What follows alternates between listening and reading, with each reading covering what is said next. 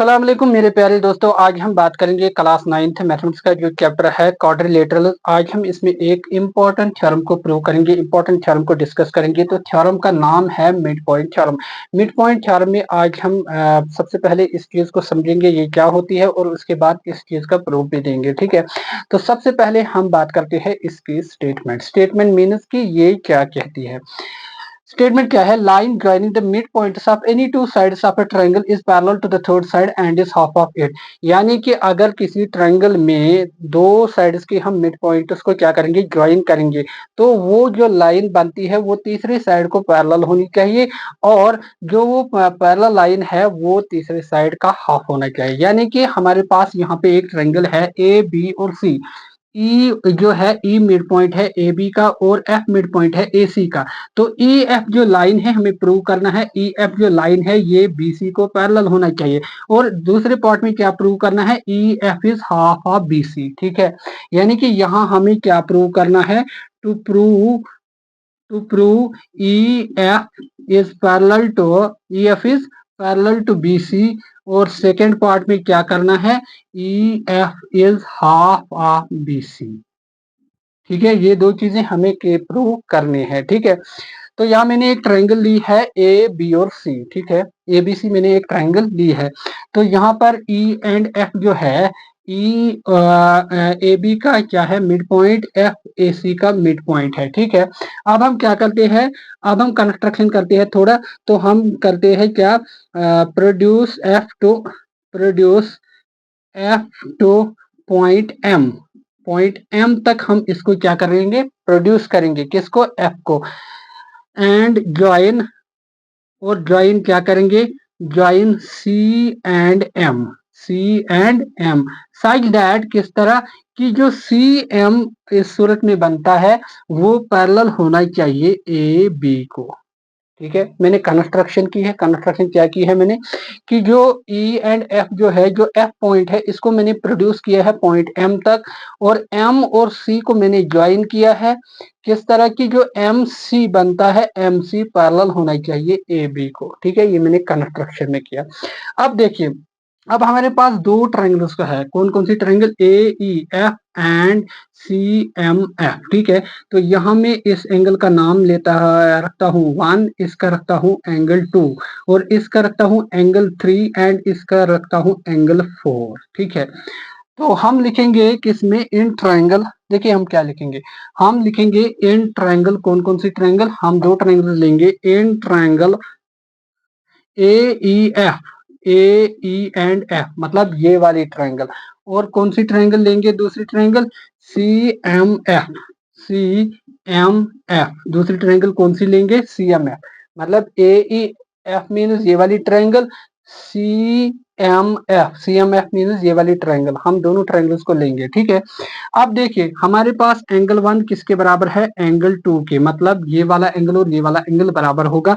इसको हम कहेंगे vertically opposite angles, vertically opposite angles. ठीक है, दूसरा लिखेंगे हम angle 3 is equal to angle 4, मतलब ये वाला एंगल और ये वाला एंगल जो है ये बराबर होगा। यानी कि angle 3 is equal to angle 4। ठीक है, इसको लिखेंगे हम बिकॉज ए बी जो है, A B is parallel to C M, क्योंकि वो मैंने कंस्ट्रक्शन में लिखा। ठीक है, तो ये बन गए अल्टरनेट इंटीरियर एंगल्स। ठीक है, और ए एफ जो है वो एफ सी के बराबर है। A F is equal to F C because F is mid point of, F is mid point of किसका? ए सी का। ठीक है, तो क्या आ गया? एंगल एंगल और साइड, यहां भी आ गया एंगल एंगल और साइड। तो by angle angle side, by angle angle side, कौन कौन सा? By angle angle side. कौन सी ट्रायंगल आ गई? Triangle A E F. Triangle A E F is congruent to triangle C M F, मतलब ये वाली ट्रायंगल और ये वाली ट्रायंगल अब क्या हो गई? सिमिलर हो गए, सॉरी कॉन्ग्रेंट हो गई। अब जबकि ये कॉन्ग्रेंट हो गए तो कॉरेस्पॉन्डिंग पार्ट्स क्या होंगे? इक्वल होंगे। तो इसका मतलब है आई can write E F, E F means ये वाला इज इक्वल टू, वो हम लिखेंगे एफ एम के बराबर। एफ एम के बराबर।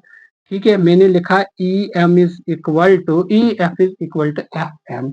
ठीक है, और साथ में ये भी लिखेंगे सी एम जो है या ए ई जो है, A E is equal to C M, इसको लिखेंगे हम C P C T, because मैंने दो ट्रायंगल्स को क्या किया है, सिमिलर किया है। तो मेरे पास क्या आ गया, E F is equal to F M and A is equal to C M. ठीक है, अब देखिए अब क्या करेंगे।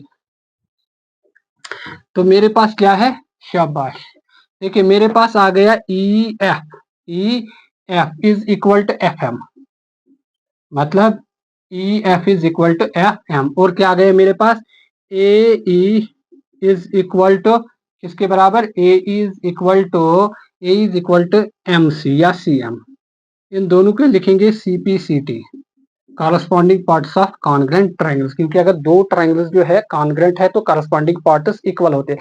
कॉरस्पॉन्डिंग पार्ट्स में दोनों चीजें आती है, साइड्स भी और एंगल्स भी। ठीक है, लेकिन यहाँ ए ई, बट ए ई जो है, बट ए ई जो है, ए ई किसके बराबर है, बी ई के, because E is mid point of, E is mid point of किसका, ए बी का।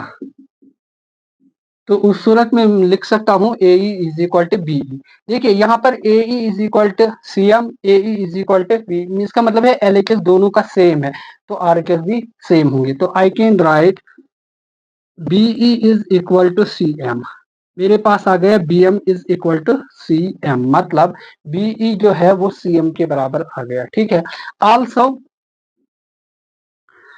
जो ए बी है, A B is parallel to C M, वो मैंने कंस्ट्रक्शन में लिखा है। तो आई कैन राइट, अगर ए बी पैरेलल है सी एम को, इसका मतलब है बीई भी पैरेलल है सी एम को, B E is parallel to C M.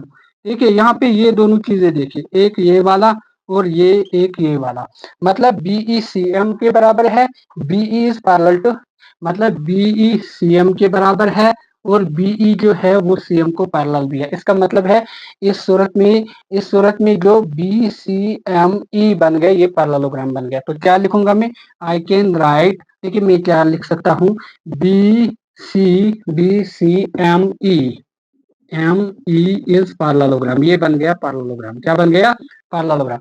अब ये पैरेललोग्राम बन गया, ठीक है, कौन सा, ये वाला पैरेललोग्राम। इसका मतलब है कि अपोजिट साइड्स जो है वो पैरेलल होंगे और इक्वल भी होंगे। तो आई कैन राइट, अब मेरे पास क्या आ गया, देखिए अब मेरे पास आ गया B C M E is parallelogram. I can write therefore B C जो है, B C is parallel to E M, मतलब बी सी जो है ये पैरेलल होगा ई एम को। ठीक है, या E M is parallel to B C.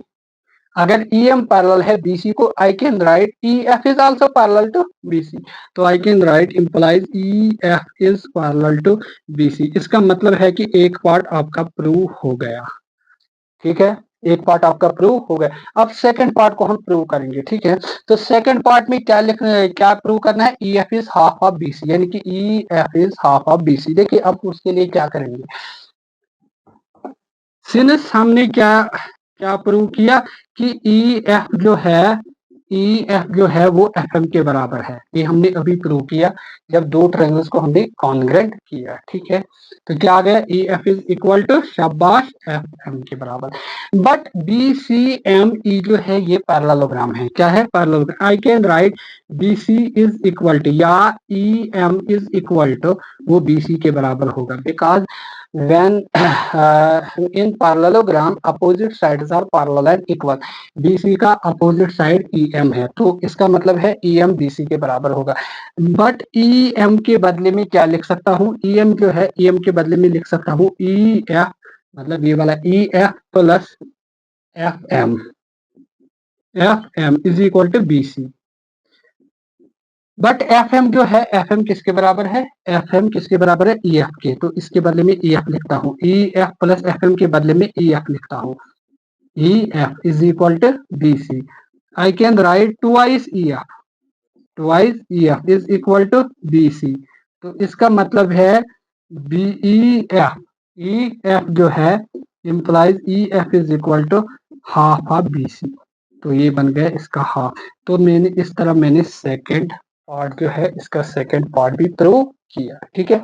तो मैंने दोनों पार्ट्स को प्रूव किया, एक EF को दिखाया कि ये BC को पैरेलल है, और सेकंड पार्ट में EF जो है ये इसका हाफ है, किसका हाफ है, BC का हाफ है, वो भी मैंने दिखाया, ठीक है। तो इस तरह ये थ्योरम जो है ये प्रूव हो गई, ठीक है। कि आई होप कि आपको ये अच्छी तरह से पूरी तरह से समझ में आया होगा। Thank you for watching.